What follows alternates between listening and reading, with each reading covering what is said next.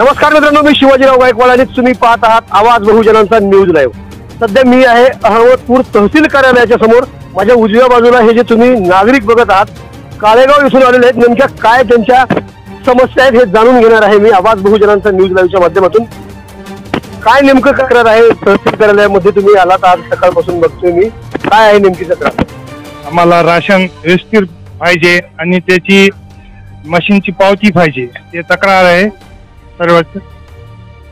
कोण आहेत ते तुमचे जे स्वस्त धान्य दुकानदार जे आहेत, काय नाव आहे त्यांचं? सय्यद मुख्तार आगा साहेब। काय नेमकं काय करतात ते? पावती का देत नाही तुम्हाला? पावती देत नाही, त्यानं मशीन खराब आहेत म्हणते। आम्हाला सगळीकडेच असा प्रकार चालू आहे का तुमच्या फक्त काळेगाव मध्येच असा प्रकार चालू आहे? आमच्या काळेगावमध्ये काय सांगायचं आहे या प्रकरणाबद्दल?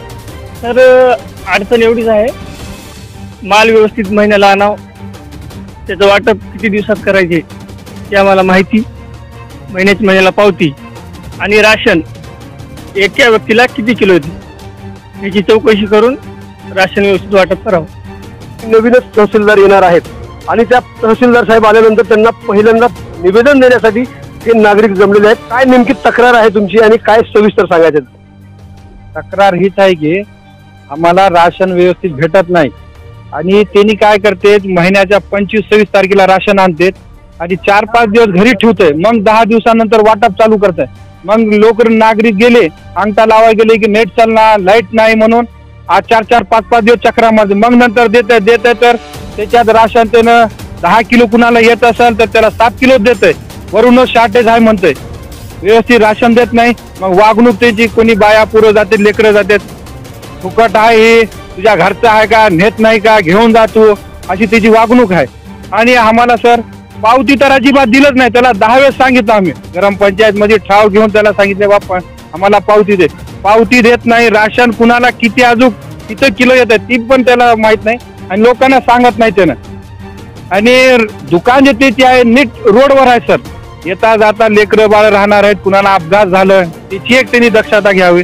आणि परवा माल आलं 10-15 दिवस मध्ये ठेवलं त्यानं, पाण्यानं भिजलं माल सगळं आणि ती माल तसंच वाटप केलं त्यानं। तर शासना दरबारी आमची एवढीच आहे आशा की बाबा आम्हाला न्याय भेटावं। काळेगाव ग्रामस्थानाला लय परेशानी आहे। नेमकी मागणी काय केली याच्यामध्ये? त्यांचं स्वस्त धान्य दुकानदाराचा परवाना रद्द करण्यात यावा अशी तुम्ही मागणी केलेली आहे का फक्त तुम्हाला जे अडचणी आल्या तेवढ्या समस्यापूर्ती हे केलेली आहे? आम्हाला सर त्याची राशन दुकानाबद्दल काय नाही, त्यानं चालू द्या, आम्ही त्याच्यात चालवायसाठी काय म्हणत आला। आम्हाला जे राशन भेटतंय व्यवस्थित, किती किलो येत आहे एका माणसाला, एका राशन धारकाला किती आहे ते द्यावं, पावती द्यावं त्यानं। तिथे गेले की शिव्या गाडी, उद्या गेली की परवा या की संध्याकाळी या, नेट चालणार, मशीन चालणार, मग त्याच्यात 15 किलो असलं की 5 किलो कमी देणार, वरून शॉर्टेज आहे। त्याला जर शॉर्टेज आहे तर मग आमचं राशन चाललंय कुठं? 5 किलो येत असेल 5 किलो द्यावं ना, का त्याच्यात 2 किलो कमी करून 3 किलो द्यावं, त्याची मागणी आहे।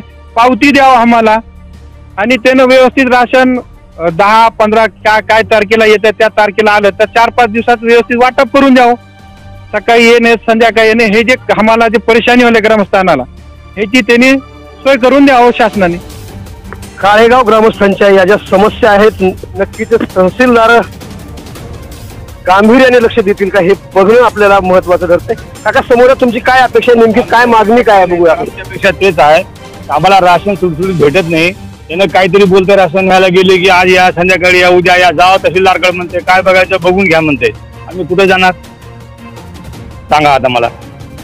त्याला जरा चांगलं बोलायचं म्हणावं, बाकीचं काय नाही आम्हाला देणं घेणं। राशन दुकान कोणीही चालू, आम्हाला त्याच्याशी घेणं देणं नाही। आम्हाला राशन सुरळीत भेटणं इची तर आम्हाला कोणी बोलून नाही बोलावं, बस बाकी एवढंच आमचं बोलणं, बाकी बोलणं काय की नाही आमचं। या सगळ्या मागण्या ज्या आहेत तुमच्यापर्यंत, तुमच्या समोर मांडण्याचा प्रयत्न आमच्यामधून माध्यमातून होत आहे। या मागण्या जर तुमच्या मान्य जर नाही झाल्या, पुढची काय भूमिका असणार आहे तुमची?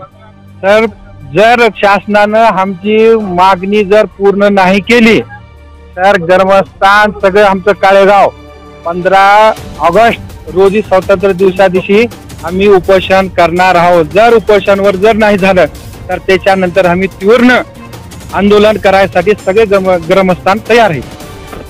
एकूणच परिस्थिती जर पाहिली तर काळेगाव येथील स्वस्त धान्य दुकानदार या गावातील ग्रामस्थांसोबत व्यवस्थित वागणूक देणार का हे पाहावं लागणार आहे. ताजी आणि महत्वाची अपडेट पाहण्यासाठी पाहत राहा आवाज बहुजनांचा न्यूज लाईव्ह करता कॅमेरामॅन मासूम शेख यांच्यासह शिवाजीराव गायकवाड, अहमदपूर, लातूर.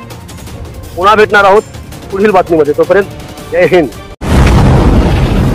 आवाज बहुजनांचा.